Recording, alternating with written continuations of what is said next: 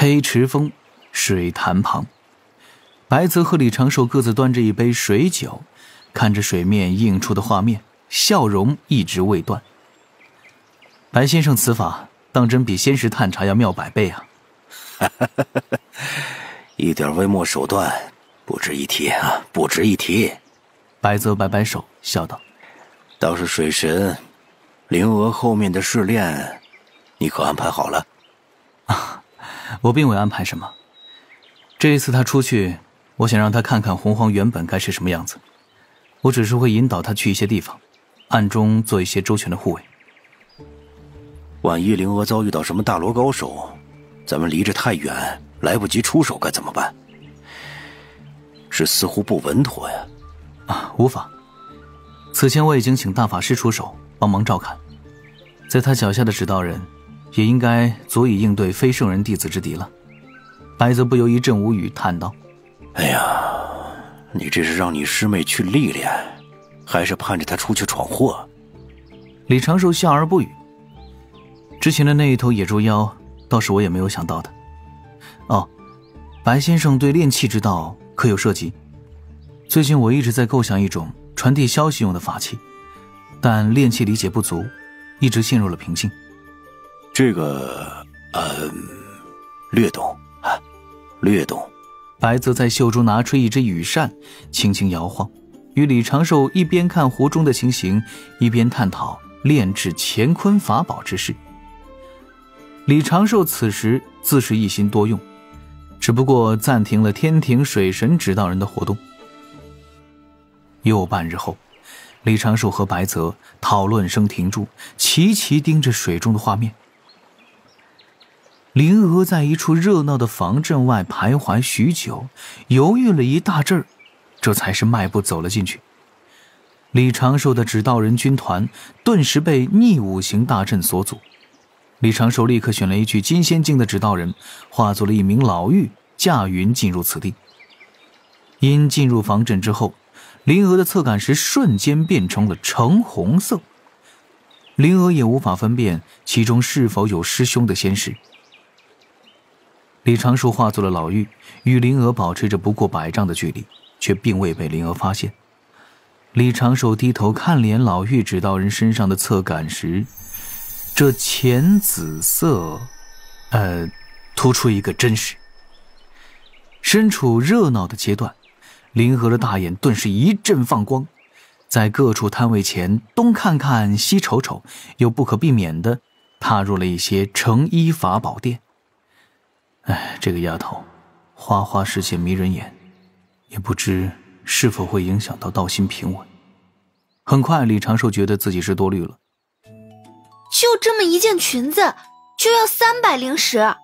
灵娥满是惊讶地看着面前的女掌柜，皱眉道：“这用料虽然不错，但边角都有些粗糙，而且花色调制也没做到多好，腰身和肩头还故意省了布料，成本最多10块灵石，你要卖300。”哎，我说道友，这可不只是衣物，其上还刻画了不少禁制，足以抵挡元仙一击呢。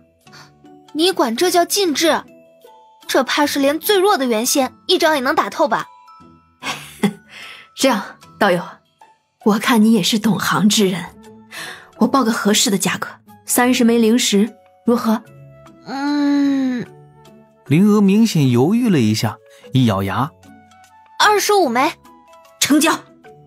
片刻后，灵娥带着心满意足的微笑，将这一件仙裙收入了储物法宝中，转身离了这一处法宝成衣店。风雨咒带来了那女掌柜几声嘀咕，灵娥就当没有听到，完全没有被影响心情。没办法，这些年的大部分月供都给师兄换草药炼丹了，灵石这一块自然要省着点用，可不能乱花。论小琼峰的优秀传统。黑池峰水潭旁，白泽皱着眉头看着李长寿，嘀咕道：“人叫圣人2弟子，人叫小法师，天庭水神，道门之星，龙族巫族拯救者，妖族敲钟人，大德后土守护者，云霄仙子准道侣，圣母宫的座上宾。就这，你就不怕小灵娥被人用几块灵石就骗走了？李长寿哼了一声，也不理白泽，闭目便是一阵安排，顺便测试一下灵娥的临场反应如何。半个时辰后，敖乙带着数头老龙自东海而来，他们潜藏行踪，施展化形术和障眼法，混入了这一座防阵，找到了茶楼中听曲儿的灵娥。敖乙此时化作科勒尔的模样，端着一只托盘，带着各处视线，款款到了灵娥身后，低头道：嫂嫂，哥哥命我来送些盘缠，您就是赌气外出，总不能缺了用度啊。正在嗑瓜子儿的灵娥动作不停，头都不回，沙哑着嗓音淡然道：道友认错人了，我夫君是我师兄，他可没什么妹妹。嫂嫂又说气话了。敖乙将托盘推到灵娥手边，灵娥低头一看，顿时看到了一只手镯类的储物法宝，以及下方压着的那个大字稳。镇定，有诈，这里面必然有诈。单单一个稳字，这又能说明什么？我此时只要脸皮够厚，就能忽略掉刚才那句夫君是我师兄。保持淡定，不能置气。如果不是对方认错，就是师兄故意给的魔力。灵娥淡定地收起了那两把藏在袖中锁定了敖乙的放毒法器，顶着周遭那道道目光站起身来，用仙力将玉镯和托盘推了回去，注视着眼前这个似曾相识的仙子。道友，你我确实不识。灵娥散发出伪装的天仙境气息波动，向后退了半步。花不开两朵，天不生同向。道友如此接近，到底是何居心？科勒尔轻轻一叹，目中满是歉然与忧愁。嫂嫂，可否借一步说话？哥哥他并不是有意拈花惹草，嫂嫂这些气话，咱们换个地方私下说，如何？灵娥眉头紧蹙，心底的戒备更甚。这女子当真是师兄的指导人？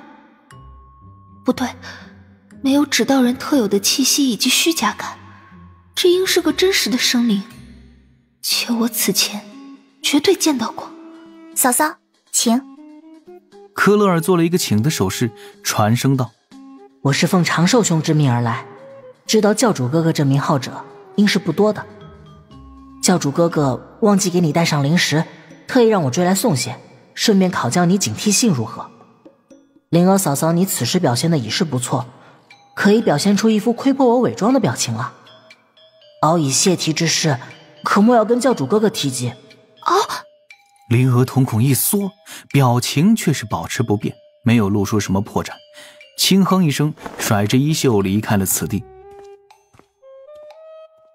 科勒尔端着托盘相随，两位龙族长老化作了魁梧老者，散发出自身威压，让茶楼内外瞬间安静了下去。金仙境高手做护卫，顷刻之间，探查灵娥和科勒尔的仙识减少了大半。片刻后，一处酒楼的雅间中，几位龙族长老出手布置了仙力结界。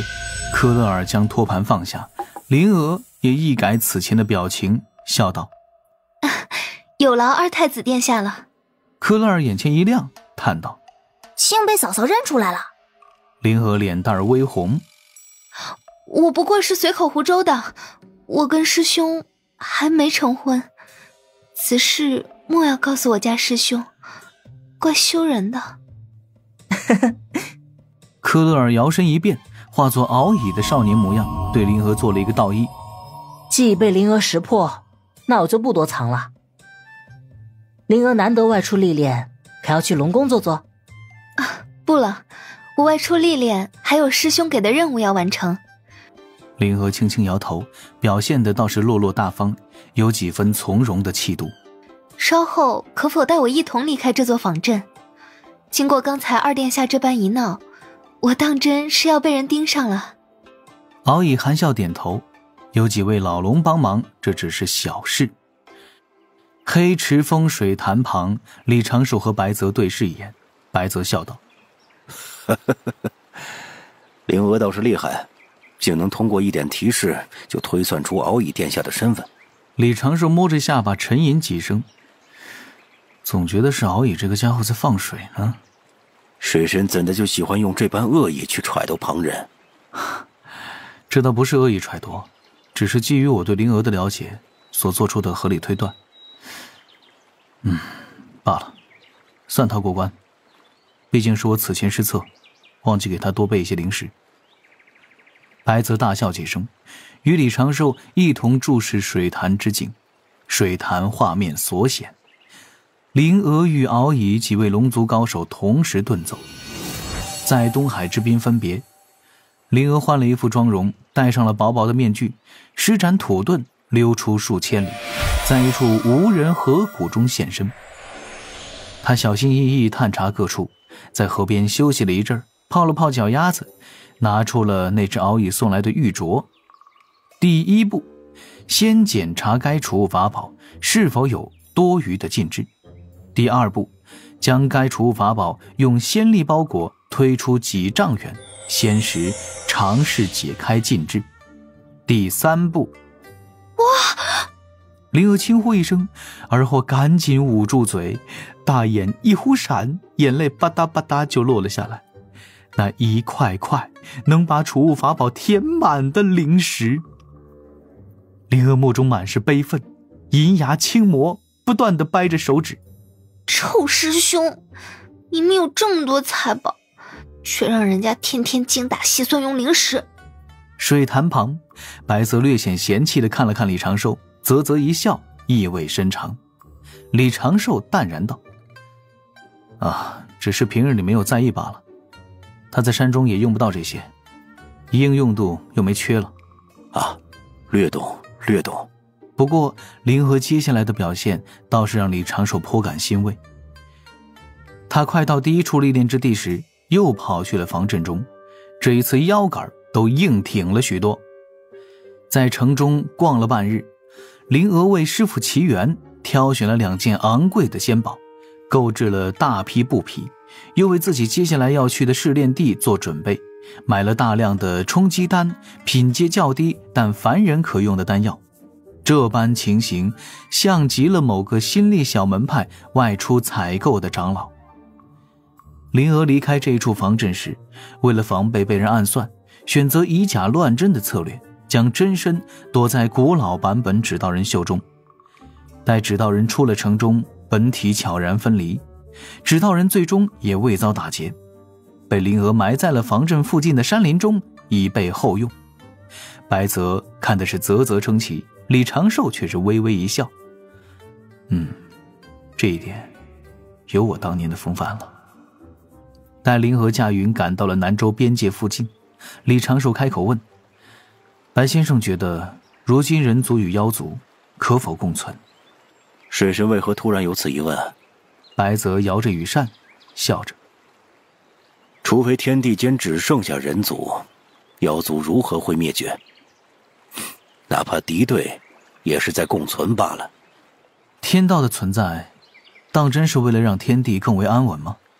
水神莫非觉得天道在有意降低天地间生灵的总体实力？我近来体悟大道，颇有所感。假若天道对后天生灵进行分类，又该如何排定？白泽思索一阵儿。人、妖、巫、龙、灵。先生错了，是人、仙、灵、妖、魔、鬼。白泽低头思索，掐指推算，面露不解，额头竟然渐渐的见汗。很快，白泽起身做了一个倒衣。愿闻其详。李长寿的嗓音有些飘渺。此事我近2年体悟自身之道时，与天地共鸣得出的结论。而今天地间，人族占绝对的优势。人之一族单列，非人之生灵进入灵之列，诸如龙凤巫妖等等。若人与灵修行得道，护持正道，则为仙。仙可以为人仙，也可以为狐仙、牛仙、龙仙、树仙等等，诸如此类。人心性不正，为邪为恶，则为魔；灵心术不正，滥杀无辜，则为妖。鬼就不用多举了，为人与灵死后之事。白先生觉得此道如何？白泽低头沉思，许久无言。李长寿在旁静静等着，看着水潭中自家师妹赶路的情形。他刚才所说的这些确实是悟道时悟出的，或者说是天道给他的提示，指示他这个天庭普通权臣该引导天庭朝着哪个方向努力。某木公再次感觉自己有被冒犯到。这一次让灵娥赶去陈塘古镇，李长寿并非只是让他去历练这般简单，也是让灵娥带自己去考察调研。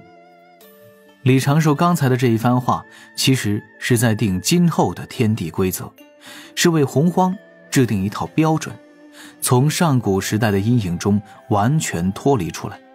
但是想要做到这些，最关键的就是仙凡分离。陈塘古镇存在已久，说是一个古镇，实际上已经是一座较大的城塞。李长寿为何让灵娥去此地历练呢？这就说来话长，只能长话短说。妖族在几大部洲夹缝之中生存，听起来像是有些可怜，但是因洪荒大地太过广阔，这些夹缝要么是连绵大山，要么是无垠密林，对于凡人而言，这些都是难以翻过的天堑，也是妖族能够繁衍生息的乐园。